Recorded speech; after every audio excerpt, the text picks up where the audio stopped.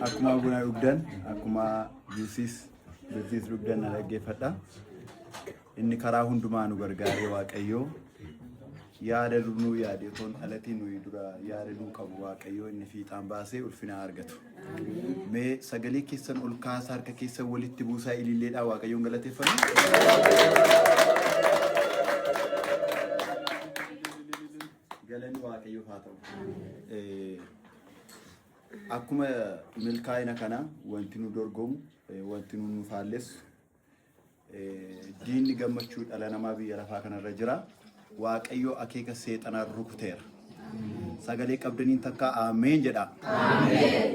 Irra darbine malee, Waaqayyo irra nu zallasiise malee wanti kana gidduutti wantoonni baay'een jiru biyya lafaa kanarra. Wantoonni gammachuu namaa irratti, eebba namaa irratti, boqochuu namaa argachuu namaa irratti, wantoonni nama gaadan, wantoonni jireenya namaa hinaafan baay'een turan.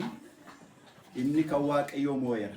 Amen. Isinu jedha inni kan Waaqayyoo moo'eera jedha. Inni kan Waaqayyoo moo'eera. Galanni Waaqayyoof haa ta'u. Amen. Asitti darbee ni waan hin dubbadhu tokko bultiittiin gadi malee wantoonni waan iddoo garaagaraa hubadheeraa waa tokko hin dubbachuu barbaada. Jireenya gaa'elaa keessa gaafa namni seenu wantoota soddoma beekuu qaba. Waan soddoma kana kudhan inni sirriitti hima. Namni gaa'ela gaafa dhaabbatu warri dhaabbachuuf jettanis kan bartan warri dhaabbattanis waan isin gootan waan soddoma kana waan kudhan itti reen waan gurguddaa sadiitti qoodeen isinitti hima. Inni tokko gaa'ela gidduutti kudhan obsuu kan jedhamu jira. Namni garaagarummaa gidduu isaa jiru waan kudhan hin obsa. Waan kudhan hin dhoksa. Meeqan isinitti hime? Digdam. Waan kudhan maal godha? Hin dhoksa. Waan kudhan hin dhoksa sirma isaa jechaadha. Waan kudhan immoo hin dhiisa.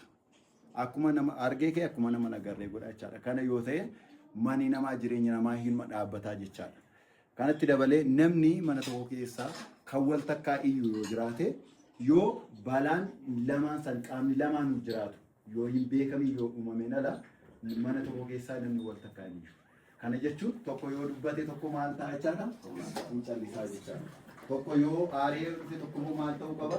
Callisuu qaba jechaadha. Namni mana tokko irraa ergan takka kan hin dhiyu balaa hin beekamne yoo ta'u nama. Kanaan ala tokko callisaa ta'a, tokko yoo dubbate tokko callisaa ta'a, hin dhaggeeffata, hin dabarfata. Sanaa booda jireenyi namaa qajeelaa jechaadha. Asitti fufee nan isin eebbisa. Sababii obboloota koo nan eebbisa, isin immoo eebbi kun naaf haa ta'u jettan ameen jettu. Nan isin eebbisa.